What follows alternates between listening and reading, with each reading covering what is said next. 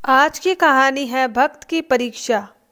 महाभारत युद्ध के पश्चात अर्जुन को घमंड हो गया कि वह श्री कृष्ण के परम भक्त है। श्री कृष्ण ने अर्जुन के अभिमान का मर्दन करने के लिए एक लीला रची। श्री कृष्ण अर्जुन को लेकर एक साधु के वेश में राजा मोरध्वज के महल में पहुँचे। भगवान एक शेर को अपने साथ ले गए। राजा मोरध्वज भगवान विष्णु के परम भक्त थे। वह बहुत दानी थे और साधु संतों की हर प्रकार से सेवा करने में तत्पर रहते थे।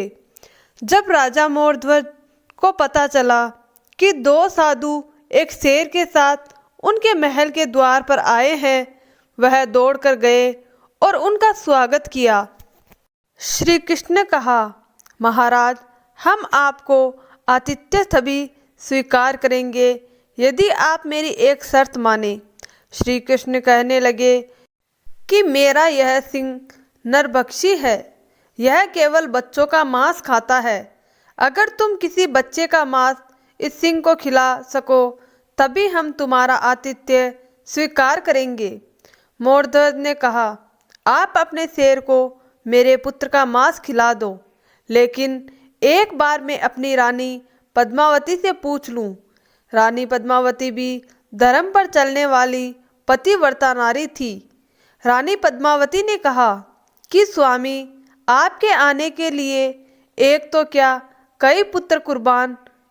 श्री कृष्ण ने कहा, शर्त रखी कि इकलौते पुत्र को आरे से चीर कर उसका मांस मेरे भूखे शेर को खिलाएंगे, लेकिन आरे से चीरते समय आंखों में आंसू नहीं बहने चाहिए। दोनों ने श्री कृष्ण की शर्त मान ली। अर्जुन का मन विचलित हो रहा था कि श्री कृष्ण ऐसा क्यों कर रहे हैं। अब साधुओं को भोजन परोसा जाने लगा।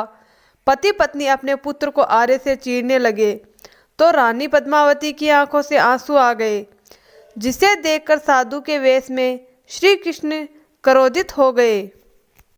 रानी पद्मावती कहने लगी कि यह आंसू इसलिए हैं कि भगवान ने हमारे हजारों पुत्र दिए होते ताकि आपके शेर को कहीं भटकना नहीं पड़ता।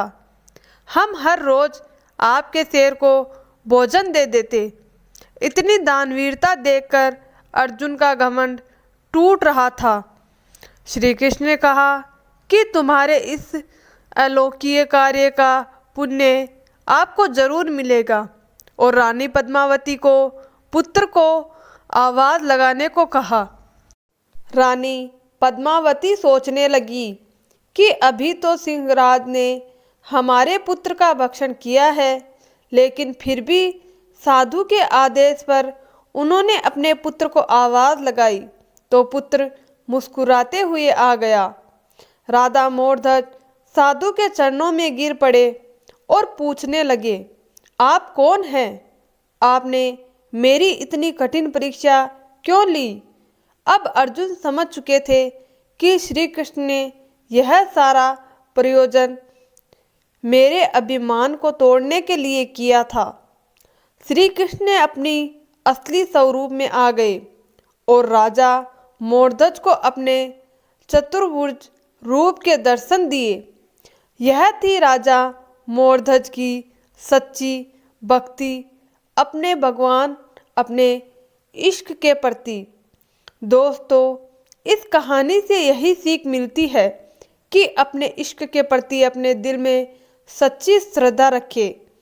वह एक न एक दिन हमें अपना हिसाब जरूर चुकाएंगे, अपना भला जरूर करेंगे। यही है आज की प्यारी सी कहानी।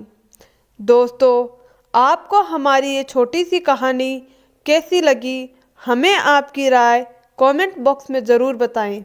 अगर कहानी अच्छी लगी तो वीडियो को लाइक कीजिए और चैनल को सब्सक्राइब ज़रूर करें। धन्यवाद दोस्तों।